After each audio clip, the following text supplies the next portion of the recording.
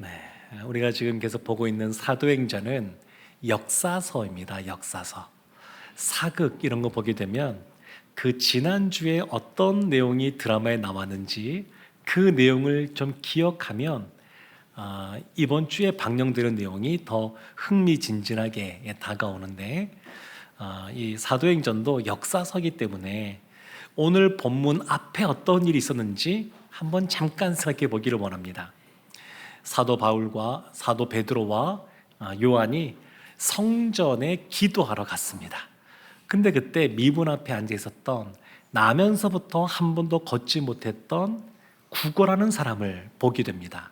그리고 그에게 은과 금은 내게 없거니와 내게 있는 곳으로 내게 주노니 나사렛 예수 그리스도의 이름으로 일어나 걸어라 라고 선포하고 손을 내밀어서 잡아당겼더니 그가 벌떡 일어나서 걷기도 하고 뛰기도 하게 됩니다. 많은 사람들이 놀랐습니다.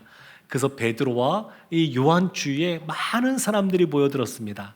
이 기회를 베드로가 놓치지 않고 그들의 시선을 예수 그리스도에게로 돌리는 말씀, 복음을 선포하기 시작합니다.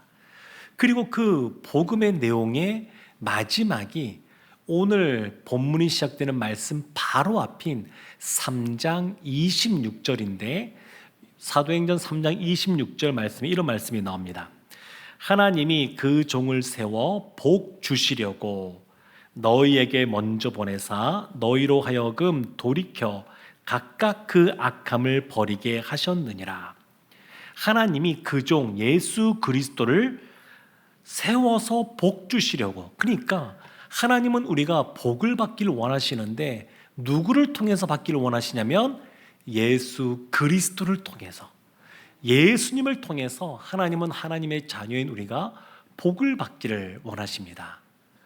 근데 이 복이라고 한다 그러면 우리가 세상에서 말하는 보다 더 건강해지고 보다 더 부유해지고 보다 더 지위가 높아지고 명예가 생기고 이런 걸 생각할 수 있습니다만, 물론 그런 기름진 복도 있지만 하나님이 주시는 신령한 복도 있습니다.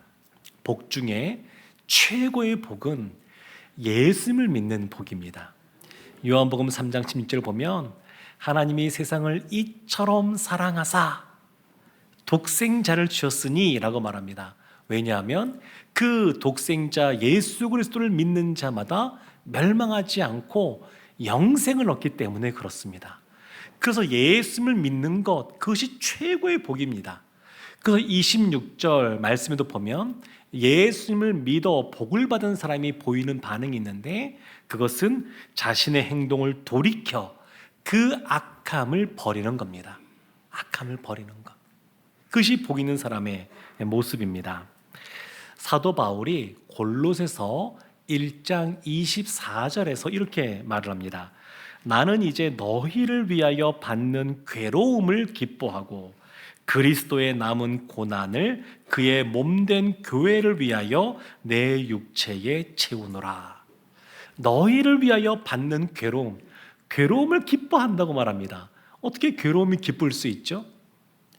자녀를 낳아 키우는 부모들은 이 말을 좀 더 쉽게 이해할 수 있을 것 같습니다. 그냥 자녀를 위해서 밖에 나가서 또 집에서도 애쓰고 수고하고 땀 흘리고, 그런데 그것 때문에 우리의 자녀가 또 하고 싶은 것을 또 하게 되고 또 맛있는 것도 먹게 되고 하면 괴로운 일이긴 하지만 그 안에 그 일을 하지만 그 안에 기쁨이 있습니다. 괴로움 속에 기쁨이 있습니다. 역설적으로 들리긴 하는데 하나님의 사람들에게는 이런 것이 있습니다. 그러니까 주일날 사실은 몸이 좀 피곤하고 지친 상태에서도 찬양대로 또 여러 가지 예배위원으로 또 눈에 보이지 않지만 우리 재정 부원들도 애쓰고 있거든요. 네, 갇혀가지고 늘 돈만 세고 이렇게 있어가지고 힘듭니다. 식당 봉사하시는 분들도 그렇고. 그런데 그것이 어려움이 있지만 그게 끝이냐? 아니요, 그렇지 않습니다. 그 안에 기쁨이 있습니다. 하나님께 먼저 사랑받은 것, 그 사랑을 위해서 사랑받은 자로서 우리 성도님들을 위해서 섬기고 할 때 그 안에 기쁨이 있습니다. 지금 이와 같은 복이 하나님께서 하나님의 자녀들에게 이와 같은 복을 주기를 원하신다라고 말씀하고 있습니다. 그러면서 이어지는 말씀이 오늘 말씀인데 4장 1절에 이렇게 말합니다. 사도들이 백성에게 말할 때에 제사장들, 성전 맡은 자, 사두개인들이 이르렀습니다. 그러니까 지금 아직 베드로가 말하는 것이 끝나지 않았습니다. 예수 그리스도 그 예수님을 복음을 증거하는 것이 끝나지 않았습니다. 그런데 이 사람들이 난입하듯이 들어와서 베드로의 말을 끊고 그 시간을 중단시키는 일이 벌어졌습니다. 제사장, 성전 맡은 자, 제사장은 제사 지낼 때 섬기던 사람이고 성전 맡은 자는 어떤 사람들이냐면 제사장 중에 한 사람을 말하는데 성전과 성전 주의를 관리하고 치안을 유지하던 그러한 역할을 감당하던 사람입니다. 사두개인들은 그 솔로몬 시대 때 대제사장이 사독인데 그 사독의 후예들이거든요. 근데 이 사람들은 굉장히 진보주의자였습니다.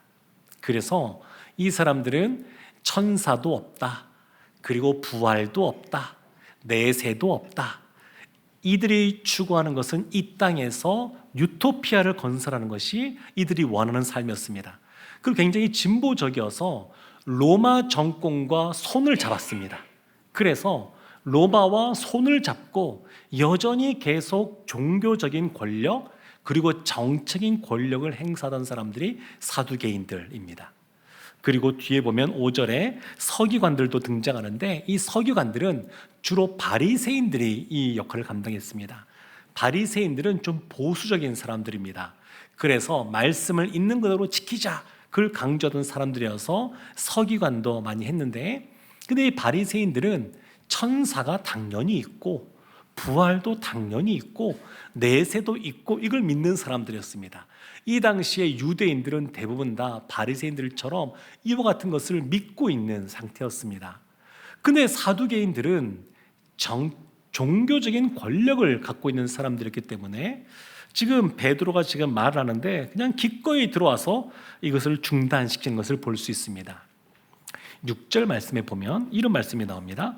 대제사장 안나스, 가야바, 요한, 알렉산더 및 대제사장의 문중이 다 참여했다 이렇게 말합니다. 원래 대제사장은 종신직입니다. 종신직. 그 사람이 죽어야 그의 아들이 대제사장이 되는 겁니다. 그 시대에 한 명입니다. 한 명. 근데 지금 보면 대제사장이 많아요. 왜 많아졌냐면 이스라엘이 바벨론의 포로로 잡혀가게 되는데 그때 돌아올 때 보니까 대제사장 가문을 잃어버렸습니다. 누가 그 후예인지를 모르게 됐습니다. 그래서 사람들이 입장이 두 가지로 나누어졌습니다. 한 부류는 대제사장, 하나님이 세운 대제사장이 없으니까 그러니까 대속죄일 날 그 제사를 지낼 수 없다라는 사람들이 있는가 하면, 또 한 부류는 그냥 제사장 중에서 누가 하면 되지 이렇게 하고 그들이 대제사장을 뽑아서 대제사장을 시켰습니다. 그렇게 되면 어떤 문제가 발생하냐면 정통성이 없습니다. 정통성이 약하고 없다 보니까 어떤 일이 벌어지냐면 너만 대제사장 하느냐 나도 하자 이런 일들이 벌어지는 겁니다. 그래서 이 당시에 대제사장이 많은 겁니다. 너도 하고 나도 하고. 예전에 역사를 보면 교황도 그런 때가 있었는데 한 명만 교황이 있었던 것이 아니고 때로는 2명, 많을 때는 3명이 동시에 있었습니다. 나도 교황이다.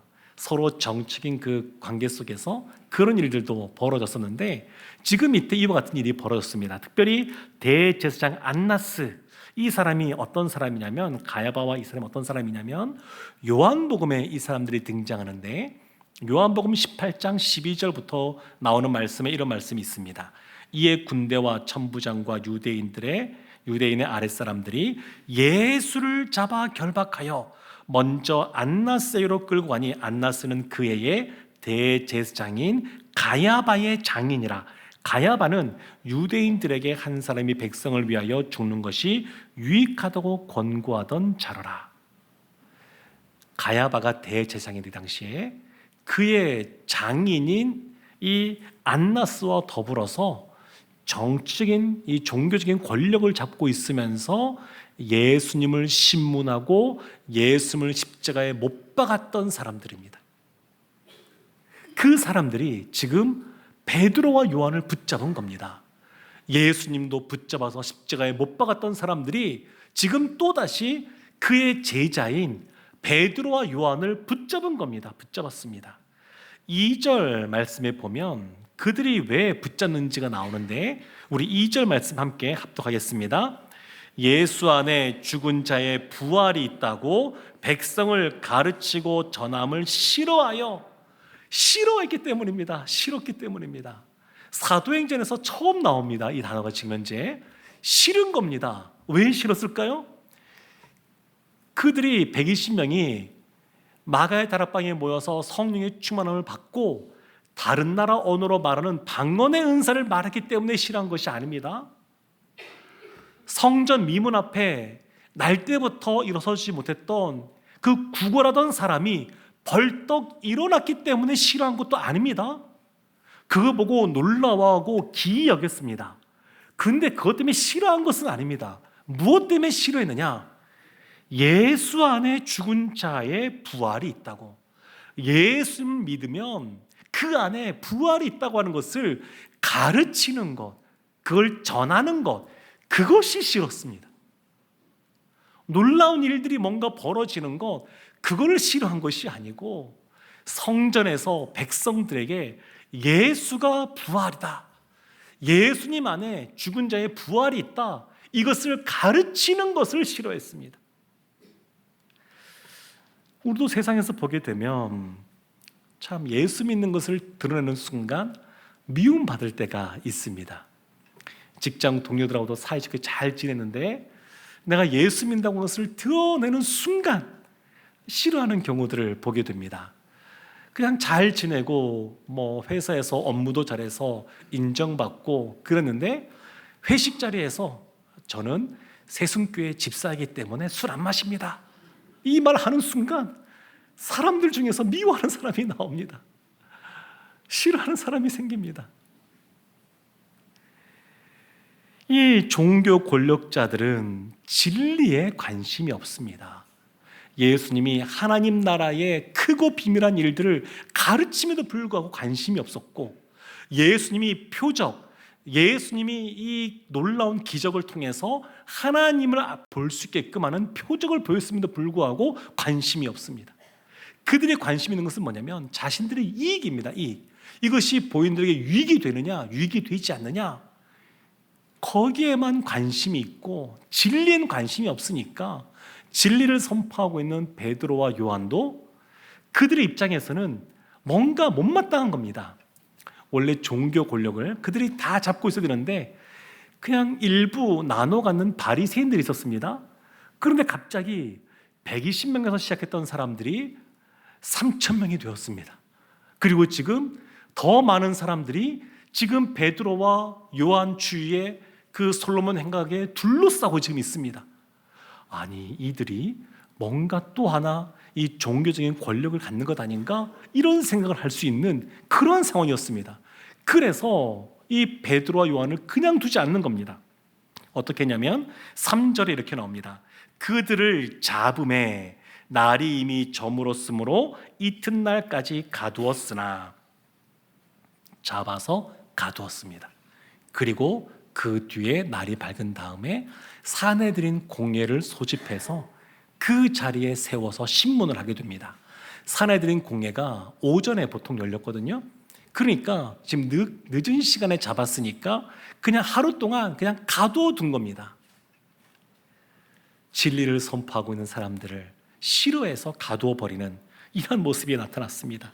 근데 그 결과가 뭐냐? 아주 놀라운데 4절이 나옵니다. 이와 같이 붙잡히고 말도 못하고 가두어졌는데 그 결과는 4절인데 우리 4절 말씀 함께 합독하겠습니다. 말씀을 들은 사람 중에 믿는 자가 많으니 남자의 수가 약 5천이나 되었더라. 놀랍지 않습니까? 말하던 사람이 말을 못하고 붙잡혀서 가두어졌습니다. 근데 이걸 보고 사람들이 오히려 베드로 앞에서 했던 말씀들을 잘 기억하고 그 말씀을 마음으로 받아들인 일들이 벌어졌습니다. 사실 사단은 무한한 존재가 아니라 유한한 존재입니다. 원래 사단은 성경에 보면 타락한 천사로 나오거든요. 그래서 유한한 피조물입니다. 하나님처럼 모든 걸 다 알고 다 할 수 있는 그러한 존재가 아닙니다. 그러다 보니까 사단은 어둠의 자녀로 있는 사람들은 건드리지 않습니다. 예수님 믿어도 별로 티내지 않고 그냥 있는 사람은 건들 필요가 없습니다. 근데 어떤 사람들을 건드리느냐? 성령 충만하여 예수를 믿는 자에게 부활이 있다라고 하는 것, 그것을 전하는 증인들을 싫어하고 할 수 있는 대로 넘어뜨리려고 합니다. 그래서 그냥 가만두지 않는 거예요. 그럼에도 불구하고 갇혀 있고 가두어져 있으나 놀라운 것은 뭐냐면 하나님의 역사는 계속해서 진행된다는 겁니다. 그래서 남자만 5천 명, 이것이 3천 명처럼 완전히 새롭게 믿게 된 5천 명인지 아니면 3천 명을 포함해서 5천 명인지 그는 명확하지 않습니다만, 그러나 분명한 것은 예수 믿는 사람이 많이 늘어났다는 겁니다. 확장되었다는 겁니다. 얼마 전까지 120명이었습니다. 그런데 이 120명에서 3천 명이 되었습니다. 지금 5천 명이 되었습니다. 사도행전 21장 가게 되면 유대 지역에서, 예루살렘에서 예수 믿는 유대인이 수만 명이다 이렇게 말하고 있습니다. 교회가 확장되고 있는 겁니다. 여러 가지 핍박도 있고 고난도 있지만 하나님께서는 하나님 나라의 역사를 이루어 가십니다. 그래서 이 산헤드린 공회 앞에 섰을 때에 그들의 신문한 내용이 7절에 나오는데 이렇게 나옵니다. 사도들을 가운데 세우고 묻되 너희가 무슨 권세와 누구의 이름으로 이 일을 행하였느냐? 무슨 권세로 누구의 이름으로 행하였느냐? 이들이 베드로를 처음 본 건 아닙니다. 예수님도 법정에 세운 사람이고 신문했던 사람들입니다. 사실 이 제자들이 갈릴리 지역의 어부 출신이라는 것을 이미 이들이 알고 있습니다. 그들이 말하는 거죠. 제사장 되려고 그러면, 그리고 바리 서기관이 되려고 그러면 다 여러 가지 코스들이 있어서 이걸 다 공부해야 되는데 너희는 도대체 정식 학교에서 배운 것도 아니고 또 무슨 이름으로 너희가 여기서 행하느냐 이렇게 말하고 있는 겁니다. 성전에서 원래 백성들을 가르치던 일들은 누가 하는 거냐면 제사장들이 하던 일들입니다. 근데 제사장도 아닌 너희가 왜 백성들을 성전에서 가르치느냐 이렇게 지금 이들이 말하고 있는 겁니다. 이 일이라고 하는 것은 성전 미문 앞에 앉아있었던 그 병자가 일어난 사건, 그걸 말하는 게 아닙니다. 이들의 관심은 거기에 없습니다. 자신들의 이익에 침해가 되느냐 안 되느냐 거기에 관심이 있다 보니까 왜 성전에서 백성들에게 예수가 죽은 자의 부활이 된다고 하는 것을 왜 가르치느냐, 이거를 지금 따지고 있는 겁니다. 여기에 대해서 베드로가 아주 당당하게 말합니다. 당당하게. 8절 말씀에 이런 말씀 나옵니다. 이에 베드로가 성령이 충만하여 담대하게 말합니다. 성령이 충만하여. 참 이렇게 이 베드로와 이 신문하는 사람들을 보면 참 대조가 된다라고 하는 것을 볼 수 있습니다. 베드로는 원래 두려워했던 사람입니다. 예수님이 십자가에 잡힐 때에 두려워서 도망친 사람이 이 베드로입니다. 근데 이 베드로가 변했습니다. 시간이 지나면서 이 베드로가 변했습니다. 왜 변했나요? 성령의 충만함을 경험한 다음에, 성령 충만한 다음에 변했습니다. 그런데 이 대제사장들, 이 사람들은 변화가 없습니다. 그 이전에도 자신의 이익을 위해 예수님을 십자가에 못 박았는데 여전히 지금도 변함없이 자신들의 이익을 위해서 베드로와 요한을 가두어 버리고 신문하는 변하지 않는 모습을 보여줍니다. 사실 우리도 그렇지 않습니까? 나이가 들어가고 한 해 한 해 지나간다 그래서 사람이 그냥 당연히 자연스럽게 더 성화되어지고 인품이 더 아주 그냥 고매해지고 그런 건 아니지 않습니까? 어찌 보면 나이가 더 들어가면 자신이 갖고 있는 생각들이 더 굳건해지면서 편협해지고 오히려 다른 사람의 마음을 이해하지 못하고 왜 내 마음을 안 알아주나 이러면서 서운해할 수 있고 시간이 지나면 그렇게 변할 수가 있습니다. 근데 지금 베드로는 시간이 지나면서 성령 충만함을 경험하니까 사람이 변화되어졌습니다. 담대해졌습니다. 당당해졌습니다. 그래서 주눅들지 않고 이와 같은 것을 선포하는 겁니다. 그런데 이것은 갑자기 이렇게 된 것이 아닙니다. 예수님이 살아 생전에 공생의 기간 동안에 이것을 말씀하신 적이 있습니다. 누가복음 12장 12절 말씀이 이렇게 말합니다. 사람이 너희를 회당이나 위정자나 권세 있는 자 앞에 끌고 가거든 어떻게 무엇으로 대답하여 무엇으로 말할까 염려하지 말라. 마땅히 할 말을 성령이 곧 그때에 너희에게 가르치시리라 하시니라. 아멘. 하나님이 예수님이 이미 알려줬습니다. 성령께서 너의 입술을 주장해서 말할 것을 알려줄 것이다. 그래서 베드로가 배운 사람은 아니지 않습니까? 그런데 베드로가 답변하는 게 뭐냐면 사도행전 4장 9절에 이렇게 말합니다.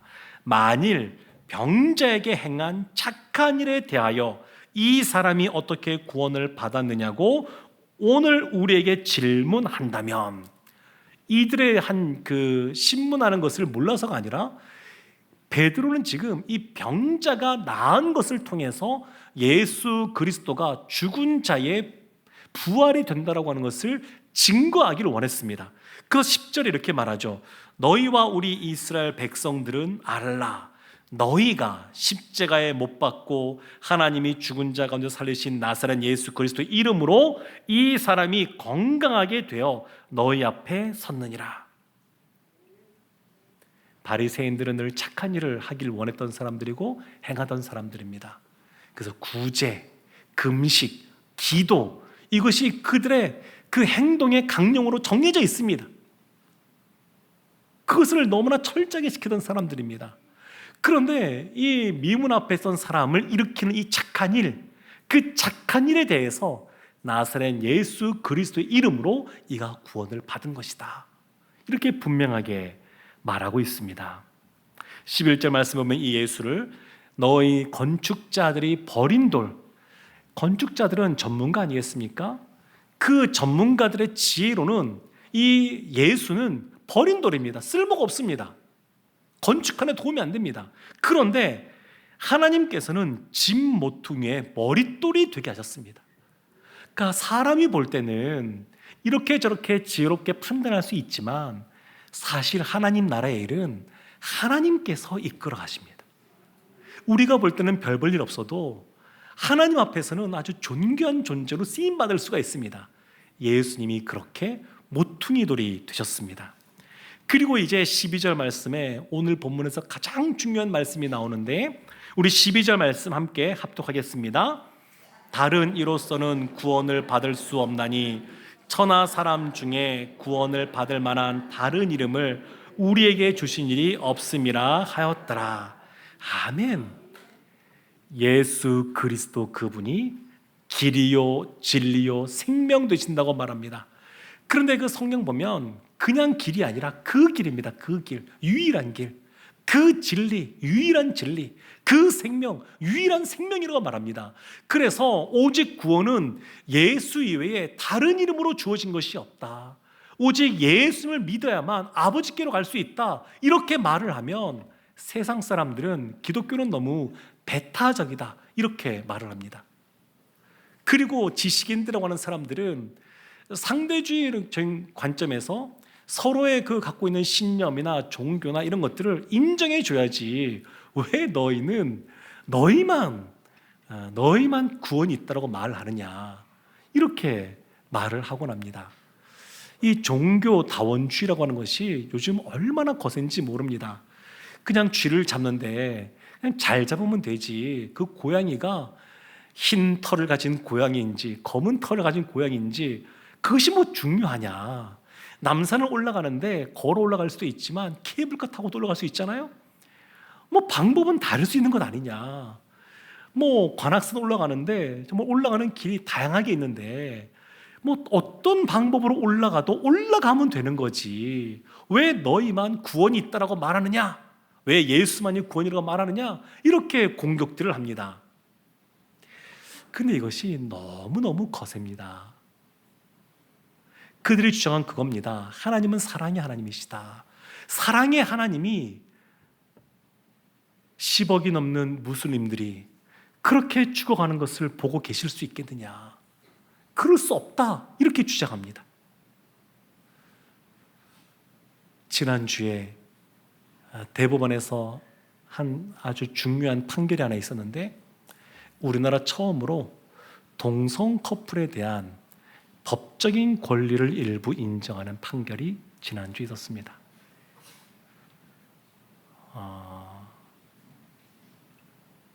동성애 축제를 하는 곳에 목사님들도 요즘에 가시는 분들이 계시거든요. 그분들이 주장한 그겁니다. 하나님은 사랑이시다. 하나님께서는 사랑이시기 때문에 동성애들도 사랑하신다. 뭐 우리가 다 죄인이기 때문에 동성애 하시는 분들도 죄인이고 죄인인 우리도 하나님이 사랑하시기 때문에 하나님은 그들도 돌아오기를 원하신다고 좀 믿습니다. 그런데 그렇다 그래서 그들이 행하는 이 동성애는 성경은 분명하게 죄라고 말하는데 그것까지 죄라고 말하지 못하고 말하지도 않고 그것을 품고 넘어가야 되느냐? 그건 전혀 다른 문제입니다. 제가 작년에 우리 교회 한 청년에게 이런 말을 듣고 제가 나름 충격을 받았습니다. 그런 말 하는 겁니다. 목사님, 요즘 대학교에서 내가 예수 믿는 그리스도인이다라고 하는 것을 드러내는 것은 나는 성소수자다라고 커밍아웃한 것보다 더 어렵습니다. 그런 얘기 하더라고요. 많이 배우고 똑똑하다고 하는 사람들이 모여있는 그곳에 내가 그리스도이다라고 하는 것을 드러내는 순간 편협한 사람이 되고 아주 배타적인 그러한 사람이 되고 우리 인정받지 못하는 그러한 사람으로 낙인 찍힌다는 겁니다. 예수 믿는 것을 드러내는 순간 여러 가지 사회적인 그러한 인식과 그리고 여러 가지 그 손해를 감수해야 되는 이것이 오늘날 이 청년들이 살아가고 있는 사회라고 하는 것을 듣고 진짜 시대가 많이 변하고 있구나. 제가 이런 생각을 했습니다. 그럼에도 성경은 분명하게 예수님 그분이 유일한 구원의 길이라고 분명하게 우리에게 말씀하고 있습니다. 요즘 영상들도 참 많이 있지 않습니까? 제가 영상들 간혹 알고리즘으로 뜰 때가 있는데 조회수가 굉장히 높은 영상들도 가끔 볼 때가 있습니다. 보다 보면 제가 정말 마음 아픈 것이 있고 염려되는 것이 있는데 나름 유명한 그러한 교수님이시고 또 목사님이시고 그런 분들도 그 말씀들 안에서 어느 순간 보면 하나님이 안 보입니다. 너무 좋은 말들인 것 같은데 세상에서 말하는 민주, 평등, 정의 이런 것들은 등장하는데 그 안에 하나님이 보이지가 않습니다. 믿음 생활은 하나님으로부터 시작되는 겁니다. 성경 그것을 분명히 말합니다. 그런데 그런 것이 잘 보이지가 않아요. 그러니까 사람들 생각에 그 영상들을 통해서 이 유명한 분들도 또 신학교 교수님이란 분들도 이렇게 말을 하니까 나도 이런 생각을 갖고 하는 것이 문제가 없고 맞다라고 생각할 수 있습니다. 그러니까 이제 예수님만이 구원의 길이요, 교회의 머리는 예수 그리스도이시요, 예수 그리스도도 하나님 앞에서 자신의 몸을 비워 종의 형체를 가셨으니까 신자인 우리도 주님 앞에, 주님이라는 뜻은 예수님이 우리의 주인이고 우리가 종이라는 뜻이거든요. 그 표현 안에 우리가 예수 그리스도의 종이라고 말하면 왠지 그것이 잘못된 것처럼 인식되는 그러한 시대 가운데 우리가 살아가고 있습니다. 우리 성도님들은 하나님이 주신 그러한 우리에게 주신 사명들이 있는데 그것을 내가 열심히 감당해야지 이런 마음들이 있으신지는 잘 모르겠습니다. 요즘 심리학 용어 중에 요나 컴플렉스라고 하는 그런 말이 있습니다. 요나가 하나님께서 니느웨로 가라 말씀하셨는데 그것이 싫어서 정반대인 다시스로 가는 배를 타고 도망을 칩니다. 그것처럼 아유, 예수님 열심히 믿어봐야 뭐해. 요셉처럼 다니엘처럼 되면 뭐해. 그들이 그 자리에 올라갈 때까지 얼마나 고생했는데 나는 그러고 싶지 않아 생각하는 겁니다. 하나님 나라의 확장을 위하여 그리고 열방까지 복음을 증거하는 증인의 삶을 살라고 우리가 사명을 받았는데 이것이 그리스도인의 가장 큰 정체성인데 이것을 감당하기에는 너무 힘든 것이 많으니까 세상 사람들이 싫어하고 미워하고 그리고 배타적으로 우리를 밀어내기도 하고 그러니까 아유 그렇게 살 필요까지는 없지. 인생 그렇게 길지도 않은데 그냥 편안하게 그냥 하나 끝 하고 내가 행복하면 되지. 이런 생각들을 하곤 합니다. 이것이 요나 컴플렉스입니다. 사랑하는 성도 여러분, 우리가 진정으로 두려워야 될 것은 뭐냐면 나에게 우리에게 싫어하는 사람이 없다는 것, 우리를 제지하는 사람이 없다는 것이 아닙니다. 우리가 진짜 두려워야 될 것은 하나님입니다. 하나님. 하나님을 두려워하고 경외하면 사람들의 반응을 두려워하지 않게 됩니다. 오늘 본문에서는 이 베드로가 성령이 충만하여 하나님을 경외하기에 세상 사람들을 두려워하지 않고 담대하게 복음을 증거하는 모습을 보여줍니다. 오늘날 우리도 하나님이 우리를 이렇게 부르시는 줄로 믿습니다. 사랑하는 자녀를 위하여 부모가 참 많은 것을 인내하고 견디는데 하나님의 그 사랑은 비교할 수 없습니다. 하나밖에 없는 독생자 예수 그리스도를 내어줄 만큼 우리를 너무너무 많이 사랑하십니다. 그래서 오래 기다려주십니다. 그래서 닥달하거나 책망하고 막 끌고 가지 않고도 우리를 그렇게 기다려주시는 분이십니다. 그러나 그 하나님은 하나님의 자녀들이 증인의 삶을 살지 않을 때 너무 마음 아파하십니다. 그리고 우리가 증인의 삶을 살기를 원하십니다. 우리의 정체성인 증인의 삶이라는 삶을 살아서 하나님의 기쁨이 되는 우리 모두가 되기를 주님의 이름으로 축원합니다. 아멘. 우리 시간 말씀을 생각하면서 기도하기 원합니다.